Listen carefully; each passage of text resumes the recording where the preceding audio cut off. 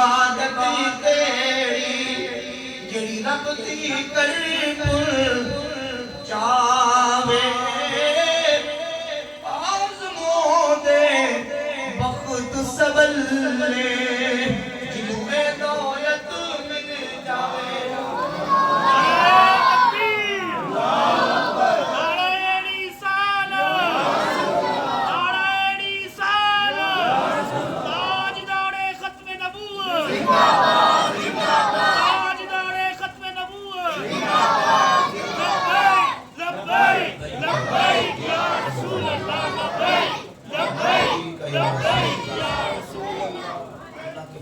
سے یہ دولت اللہ نے اہل سنت و جماعت کے سینوں میں رکھی سبحان اللہ کہ بے ادبی ہمارے عقیدے میں نہیں ادب ہے احترام ہے حضور کی ذات تذکار اور حضور کی نسبت سے صحابہ کا اہل بیت کا امت کی بریوں اب اندازہ کریں نبی پاک صلی اللہ علیہ وسلم کے صحابہ حضور کی ذات تذکار کے ساتھ کس طرح محبت کرتے تھے تعظیم کرتے تھے کہ 1500 صحابہ حضور کے وضو کا بچہ پانی لینے کے لیے یوں لگتا تھا جیسے آپس میں لڑ پڑے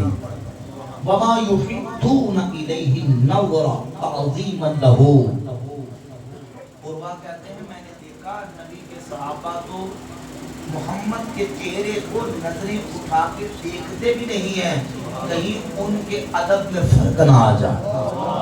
تعظیمًا لَهُ ان کی تعظیم کی خاطر صلی اللہ علیہ وآلہ وسلم اب حضور کے صحابہ تھا 1500 صحابہ تھے کتنے صحابہ 1500 صحابہ اسی مقام پہ حدیبیہ کے مقام پہ بس آخری بات 1500 صحابہ حدیبیہ کے مقام پہ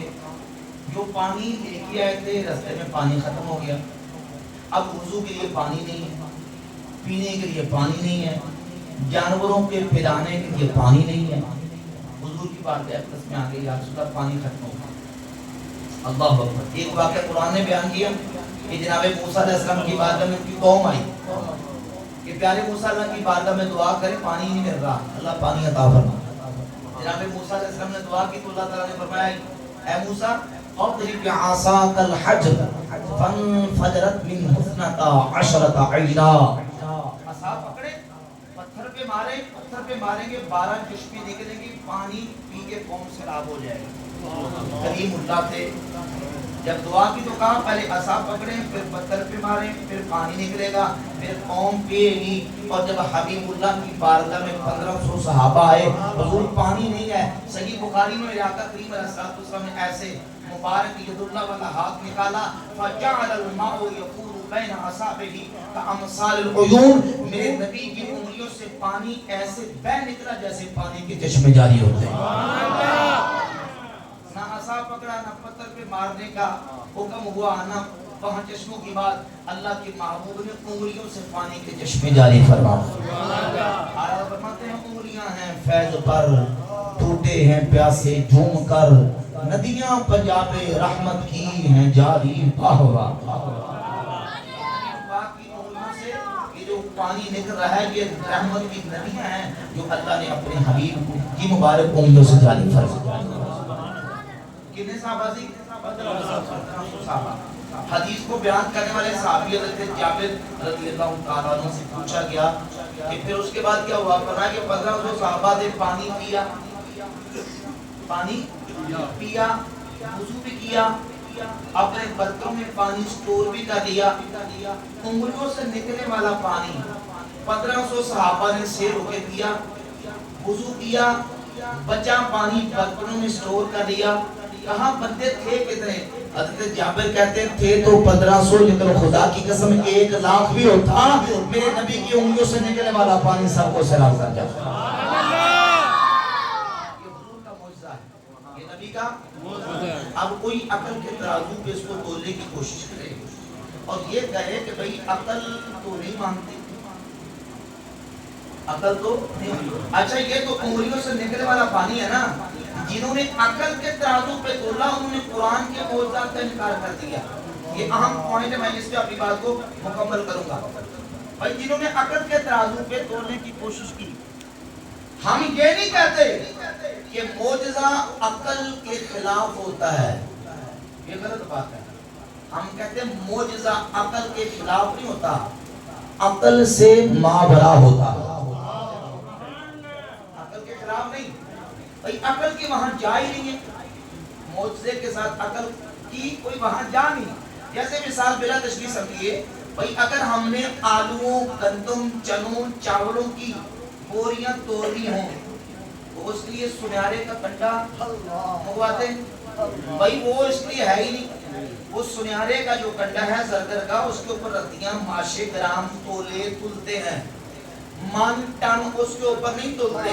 हमारी अकल, हम ये नहीं कहते अकल का कोई दखल नहीं, हम कहते अकल का एक दायरा है, अकल का एक सर्कल है, दायरा है, हाथ बंदी है। हम ये सिरे से अकल की नफी नहीं करते और हर जगह पे अकल को हाकिम भी नहीं बनाते कि भाई हर चीज का फैसला अकल से करेंगे। हम कहते हैं अकल की एक हद है, अकल अपनी हद तक काम करती है। नबी का मौजज़ा अकल की हद से बाहर, अकल की हुदूद से बाहर। नबी का मौजज़ा भी अकल से मावरा है, वली की करामत भी अकल से मावरा। आज के सोशल मीडिया के दौर के अंदर बाद लोग सोशल मीडिया पे बैठ के हमारे नौजवानों को कोई करामत बयान की, उसके ऊपर होटिंग करनी शुरू कर दी, उसके ऊपर जनाब इस तरह की कदगन और इस तरह के इतराज करने शुरू कर दिए। कहा कि ये कैसे हो सकता है, ये कैसे हो सकता है। भाई ये सिर्फ तुमने थोड़ी किया, ये तो मुलहिदीन दीन के दुश्मनों ने पता नहीं कुरान मजीद, फुरकान हमीद के अंदर आने वाले जो मौजज़ात है, नाउज़ुबिल्लाह उनका मजाक उड़ाने की कोशिश की है। तो क्या नाउज़ुबिल्लाह हम अल्लाह के दीन, अल्लाह के कुरान पर ईमान छोड़ देंगे? भाई कुरान के मौजज़ात भी बरहक हैं, हदीस के अंदर करामात भी बरहक हैं, और जो अल्लाह के वलियों की करामतें हैं उस पर भी हमारा ईमान, अल्हम्दुलिल्लाह उस पर भी हमारा ईमान है। आप देखिए मूसा अलैहिस्सलाम का मौजज़ा था कि उन्होंने असा पकड़ा, पत्थर पे मारा, 12 चश्मे निकल आए। इसी आयत को सर सैयद अहमद खान अलीगढ़ी फिरका नेचरिया के बानी, जो नेचरी फिरके का बानी है, जिसने नेचरी फिरके की बुनियाद रखी और उसने कहा कि हर चीज को नेचर और फितरत के मुताबिक देखेंगे, जो चीज नेचर और फितरत के मुताबिक बस वो हम कबूल करेंगे, जो नेचर और फितरत से हटकर है उसकी हम कोई ना कोई तावील कर देंगे। तो अब ये कुरान का मौजज़ा है, कुरान मजीद ने बयान किया है कि मूसा अलैहिस्सलाम ने असा मारा तो पत्थर से 12 चश्मे निकले। कहता नहीं, सुनिए तोलबा के लिए, उलमा के लिए, वो कहता है दाराबा यदरिबु का एक माना मारना होता है और दाराबा यदरिबु का एक माना चलना भी होता है। कहता फदरिब असाकल हजर, अल्लाह ने मूसा अलैहिस्सलाम को कहा कि ए मूसा अपनी असा के साथ चले, फदरिब असाकल हजर, पत्थर पर जाएं पहाड़ी पे, तो वहां आप देखेंगे कि पहाड़ पर आपको 12 चश्मे नजर आ जाएंगे।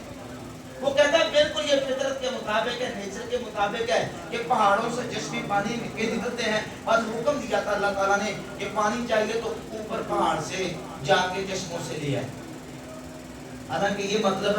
नहीं है, बल्कि मतलब ये है कि असाब पकड़े और वो जो सूखा पत्थर है उस पे मारेंगे, मारना तुम्हारा काम है, 12 चश्मे जारी कर देना रब्बुल आलमीन को। बातिल तावील कर दी, तो बातिल तावील है तो वो कुरान मजीद के अंदर भी जो गुमराह किस्म के लोग हैं वो करते हैं। अब देखिए नबी पाक अलैहिस्सलातु वस्सलाम का मुबारक मौजज़ा कि हुजूर की उंगलियों से पानी के चश्मे जारी। हज़रत जाबिर कहते थे तो 15 रसूल ने कहते 1 लाख भी होता तो सबको पानी सराब कर जाता। ये नबी का मौजज़ा है। और याद रखें जब वली से कोई चीज करामत के तौर पर सादिर होती है तो वो भी दर हकीकत नबी का मौजज़ा ही होती है। एक बड़ी अहम बात जो अपने दिल की तस्वीर में देखने वाली है, आमतौर पे वो लोग वलियों की करामतों को बिल्कुल दीन से बाहर निकाल देते हैं, जबकि अगर आइमा मुहद्दिसीन और उम्मत के उलमा की तशरीहात को देखा जाए, इमाम बैकी बड़े मशहूर मुहद्दिस हैं, अबू बकर अहमद इब्न हुसैन का बेटा बैठ जाओ 2 मिनट के लिए बस खत्म कर देता हूँ, थक गए बैठो, तुमने रोज रोज थोड़ी आना तरीके सुनने के लिए, बाहर जाके मोबाइल निकाल कर शुरू है ना आपने मैसेज चैटें शुरू कर देंगे, तरफ हम सुभान अल्लाह कहते हैं, आपने बैठ गए महफिल में तो बैठ जाओ, और 5-7 मिनट बाद आपको खबर करके दुआ करेंगे इंशाल्लाह। सोचो कीजिए जरा, बैठ बेटा बैठ जाओ, जहाँ जगह मिलती बैठिए, शाबाश बैठिए, शाबाश बैठे ना, हम कल शुरू करनी है। आप देखिए क्या बात हो रही थी, ہاں وہ کہتے ہیں، وہ گویا کہ وہ کہتے ہیں، ہم کہتے ہیں کہ کرامت گویا کہ ان کا کوئی بات ہی نہیں ہے۔ امام بہقی نے کتاب لکھی ہے حضور کی سیرت پر، نام ہے کتاب کا دلائل النبوہ و معرفت الاحوال صاحب شریعہ، ہمارے نبی کی نبوت کی دلیلیں۔ بھئی نبی کی نبوت کی دلیلیں، ہم نبی پاک علیہ السلام ہمارے نبی سچے نبی ہیں، خدا کے سچے رسول ہیں، اور حضور کے اللہ کے نبی ہونے کی ہزاروں دلیلیں ہیں کہ حضور اللہ کے سچے نبی ہیں۔ قرآن حضور کی نبوت کی دلیل ہے، میرے آقا کے معجزات حضور کی نبوت کی دلیل ہے۔ تو یہ دلائل امام بہقی نے اس کتاب میں جمع کیے ہیں۔ اچھا، اس کتاب کے اندر انہوں نے حضور کے معجزات بھی ذکر کیے اور ولیوں کی کرامتیں بھی ذکر کر دی۔ سوال پیدا ہوتا ہے، سوال یہ آتا ہے کہ ٹھیک ہے نبی کے معجزات تو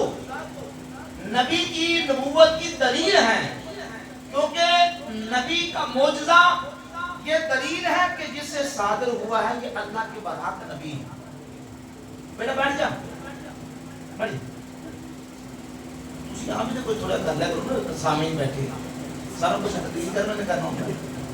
بچے آ رہے ہیں جا رہے ہیں بٹھا دو بیٹھے، اس طرح میں پر جس طرح ہوتی ہے۔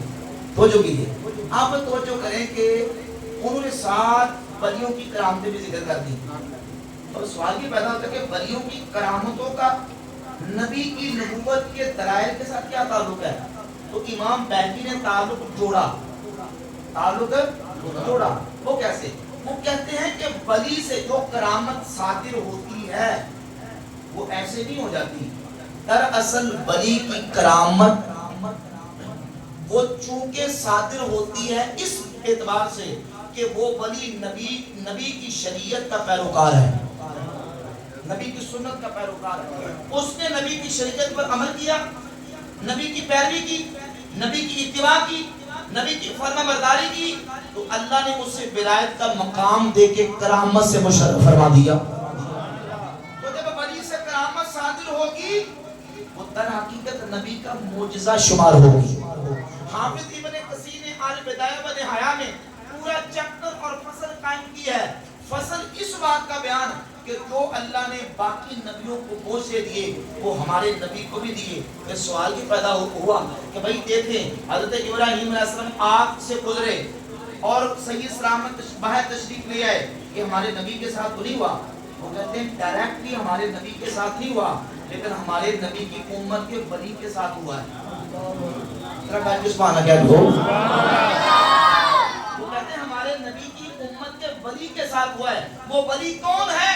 وہ ولی ہے، اس کا نام ہے عبداللہ بن صوب ابو مسلم خولانی رحمت اللہ تعالی علیہ، اور اس بات کو محدثین نے اپنی کتابوں میں ذکر کیا۔ امام ابو نعیم الاصفہانی محدث المتوفی 430 ان کی کتاب ہے حلیۃ الاولیاء و طبقات الاصفیاء، اس میں اپنی سند کے ساتھ یہ واقعہ ذکر کیا کہ ابو مسلم خولانی رحمۃ اللہ علیہ تابعی تھے، صحابہ کے شاگرد ہیں۔ وہ ایک علاقے میں رہتے تھے یمن کے اندر، وہاں اسود انسی جھوٹا نبوت کا مدعی اس نے دعویٰ کر دیا اور اس نے کہا کہ میں نبی ہوں۔ حضرت ابو مسلم خولانی وہاں رہتے تھے، لوگوں نے بتایا کہ یہاں مسلمان ایک بڑا پکا مومن ہے اور بڑا متقی پرہیزگار، اس کو بلا کے اپنا کلمہ پڑھو تو پتہ چلے۔ اسود انسی نے بلا کے کہا کہ میرا کلمہ پڑھو، کہا کہ میں بہرا ہوں، میں نہیں سننا کی کہہ رہے۔ اس نے کہا یہ بتاؤ تم کس کا کلمہ پڑھتے ہو؟ کہا میں اپنے نبی محمد رسول اللہ کا کلمہ پڑھتا ہوں۔ جب محمد رسول اللہ کی بات ہے تو تم نے کہا سن لیا اور کلمہ پڑھ دیا، اور جب میں نے کہا میرا کلمہ پڑھو تو تم نے کہا میں سنتا نہیں۔ میاں صاحب نے بڑی پیاری بات کی ہے نا، میاں محمد شاہ فرماتے ہیں، آپ فرماتے ہیں عشق جنان دی ہڈی رچیا اور پردے نے اپنی توڑے غیران دی گلی اون کے سنی دے کنوں نہ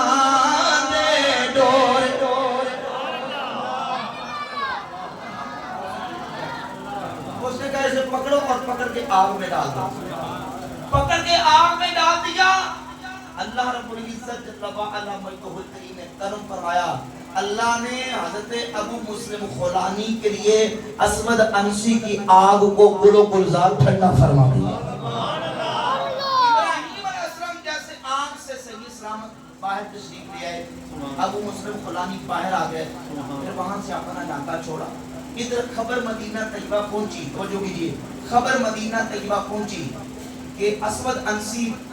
جھوٹے کذاب نے ایک مسلمان کو آگ میں ڈالا تھا، اللہ نے اس مسلمان کو آگ سے صحیح سلامت باہر نکال دیا۔ حضرت عمر فاروق مسجد میں بیٹھے ہوئے تھے کہ ایک شخص مدینہ طیبہ میں آیا، مسجد نبی شریف میں جب پہنچا تو حضرت عمر، کون عمر؟ الحق ینطق علی لسان عمر، حق جن کی زبان پہ بولتا ہے۔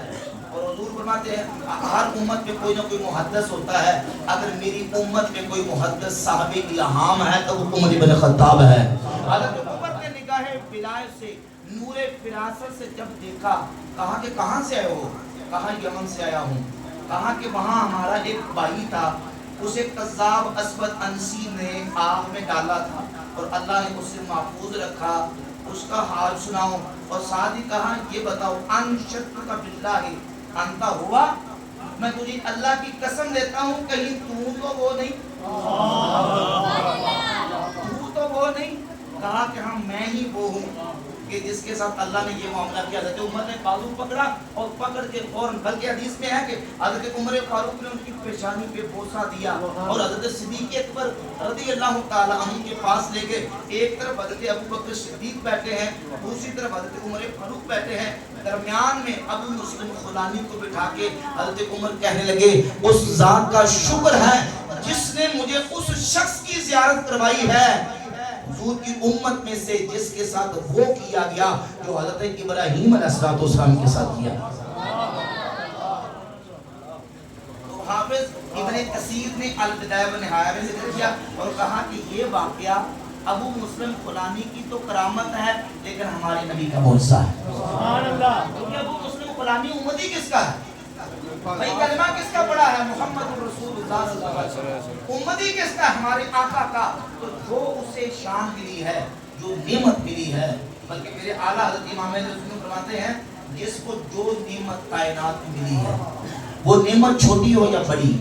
دینی ہو یا دنیاوی، روحانی ہو یا جسمانی، ظاہری ہو یا باطنی، روز اول سے لے کر اب تک، اب سے لے کر قیامت تک، قیامت سے لے کر آخرت تک، آخرت سے لے کر ابد الاباد تک، جن ہو یا انسان، ملک ہو یا حیوان، اسے جو ملا ہے، جو مل رہا ہے، سب میرے نبی کا صدقہ ملا۔ اور فرماتے ہیں لا رب العرش جس کو ملا ان سے ملا، لا رب العرش جس کو ملا ان سے ملا، بدری ہے نعمت رسول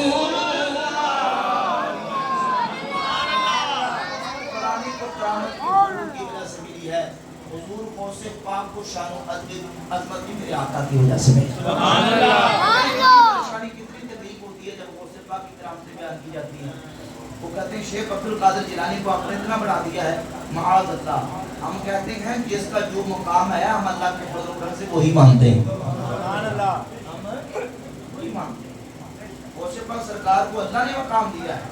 اور بلیوں میں وہ بلند اور امتیازی رتبہ غوث پاک سرکار کو دیا ہے کہ حضور کے صحابہ اور اجلہ تابعین کے بعد ان کے ماں سوا ان کو نکال کر بعد میں جو ولی آئے، جو ہیں اور جو ہوں گے، امام مہدی سے پہلے تک اولیاء کی شہادتیں اور گواہیاں موجود ہیں کہ اللہ رب العزت نے سب ولیوں سے بلند رتبہ شیخ عبد القادر جیلانی غوث پاک سرکار کو عطا فرمایا۔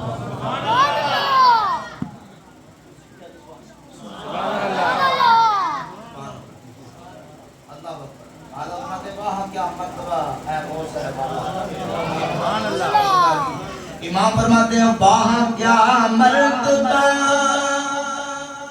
واہ کیا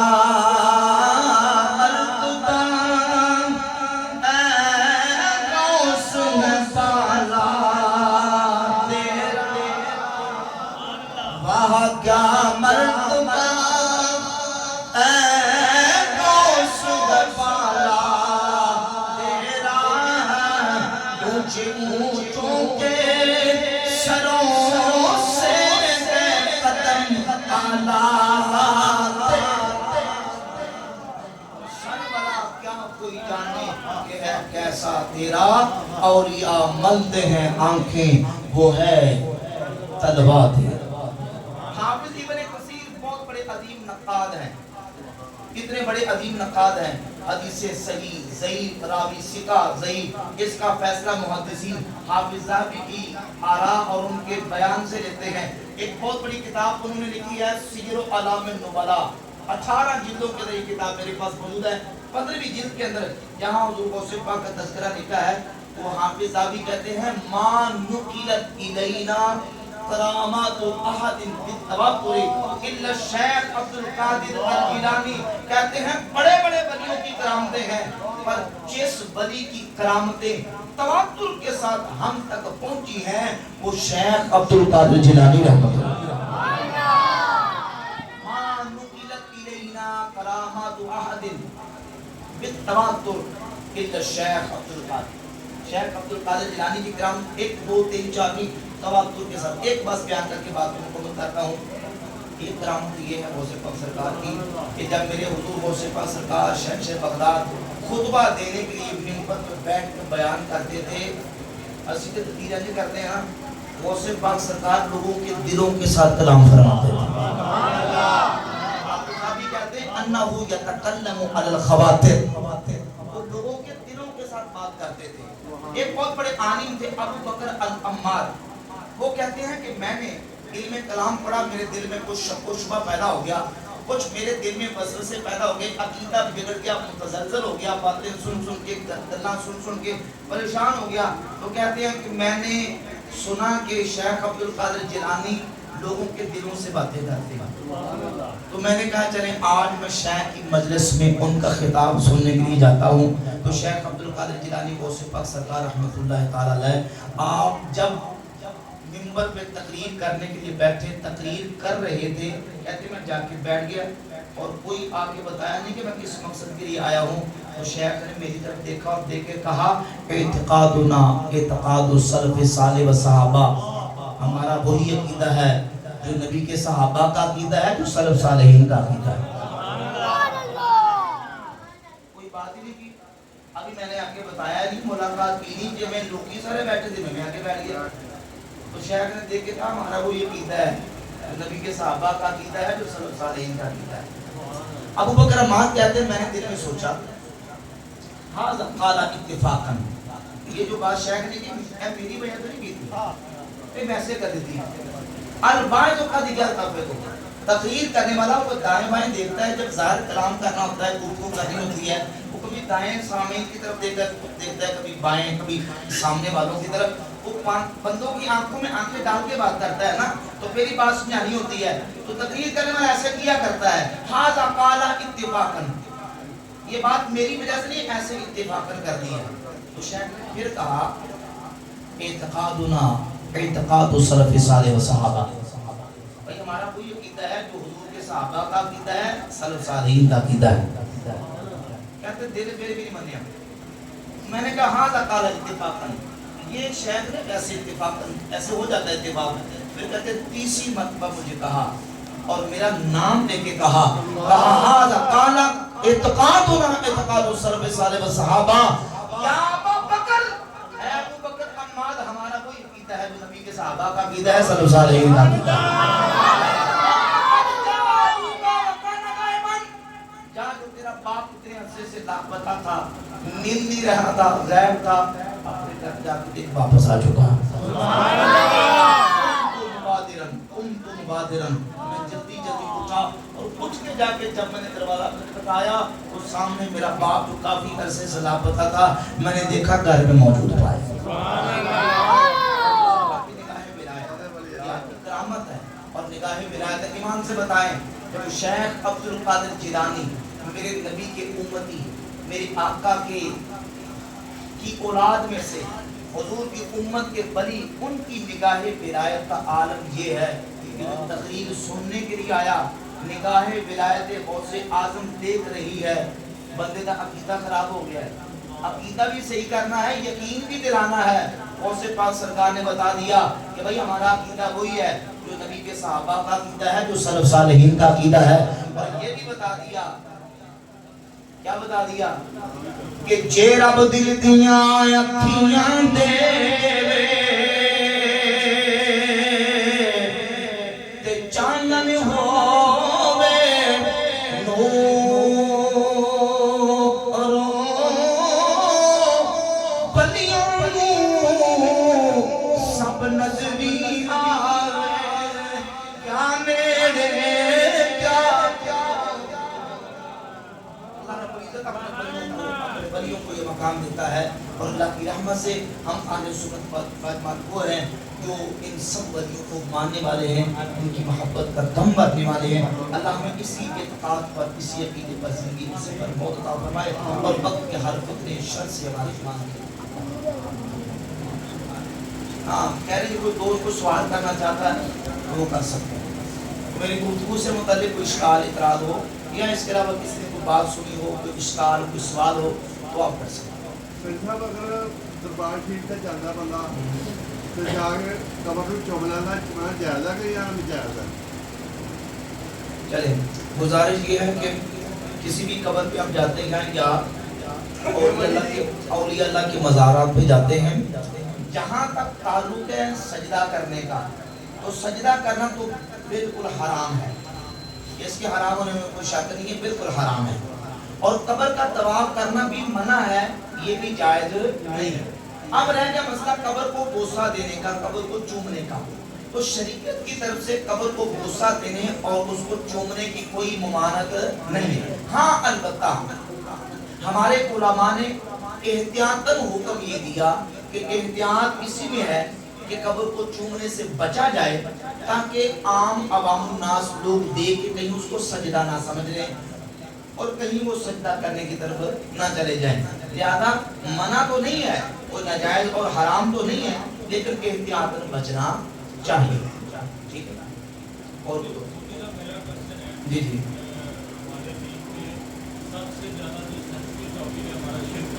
جی سوال یہ ہے کہ انبیاء کرام یا اولیاء کرام علیہ السلام نے ہم ڈائریکٹ بغیر کسی وسیلے کے دعا مانگ سکتے ہیں یا نہیں مانگ سکتے بغیر کسی وسیلے کے؟ پہلی بات یہ ہے کہ ایک آپ نے لفظ بولا دعا